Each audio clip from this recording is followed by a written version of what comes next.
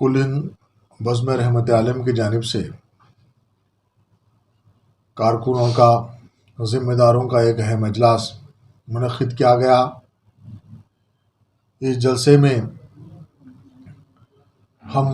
سب لوگوں کا شکریہ ادا کریں جو بزم رحمت عالم کے تحت جو رحمت عالم پیس ایوارڈ ہر سال دیا جاتا ہے، اس سال انل کمار چوہان صاحب کو دیا گیا تھا۔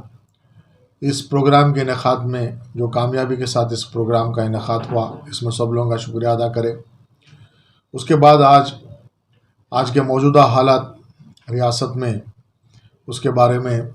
طویل گفتگو ہوئی اور مکمل طور پر اس موقع پر 6 قراردادیں پیش کی گئیں۔ 6 قراردادوں کو منظوری دی گئی۔ اس میں سب سے پہلے یہ ہے کہ جو 6 MLC کے سیٹس کے الیکشنز ہوں گے، جس کا نوٹیفیکیشن آیا ہے، اس 6 MLC سیٹ میں ہم چاہ رہے ہیں کہ اس وقت کم سے کم 2 سیٹ مسلم مائنارٹیز کو دیا جائے،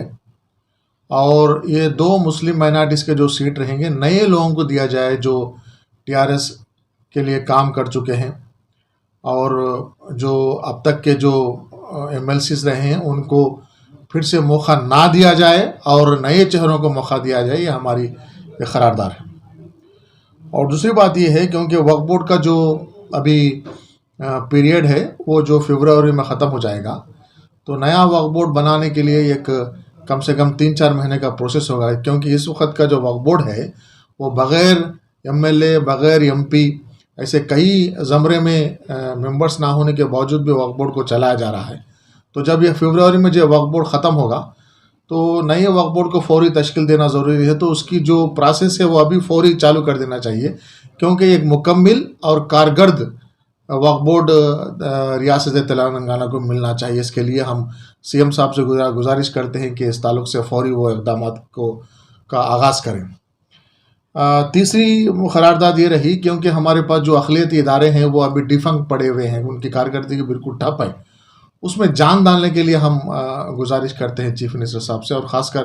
تلنگانہ مائنارٹیز فائنانس کارپوریشن میں ابھی کوئی چیئرمین نہیں ہے، کوئی باڈی نہیں ہے، تو وہاں پہ جو ہمارے اقلیت کے جو نوجوان لوگوں کو جو اسکیم سے استفادہ کرنا چاہیے وہ بالکل اسکیمز کی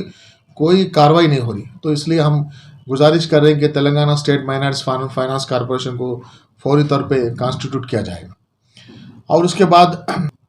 ہماری جو دوسری قرارداد رہی، ہمارا مطالبہ ہے کہ اسلامک سینٹر قائم کرنے کا ایک پروپوزل آیا تھا، لیکن اس کی طرف سے کوئی پیش رفت نہیں ہے۔ بیچ میں بتایا گیا تھا کہ کوئی زمین کو آئیڈینٹیفائی کی ہے، لیکن اس میں کوئی کام نہیں ہو رہا۔ اسلامک سینٹر کیونکہ حیدرآباد ایک انٹرنیشنلی ریکگنائز ہب بن رہا، تو Islamic and cultural centre Hyderabad کے لیے بہت ضروری ہے، اس کے لیے فوری اقدامات کرنے کی ضرورت ہے۔ اس کے بعد ہم لوگ یہ چاہ رہے ہیں کہ جو پہاڑی شریف میں جو اوپر جانے کے لیے زائرین کے لیے جو سہولت کے لیے رام بنانے کا کام شروع کیا گیا تھا، وہ بالکل اس میں کوئی پیش رفت نہیں ہے۔ تو اب اس میں کیونکہ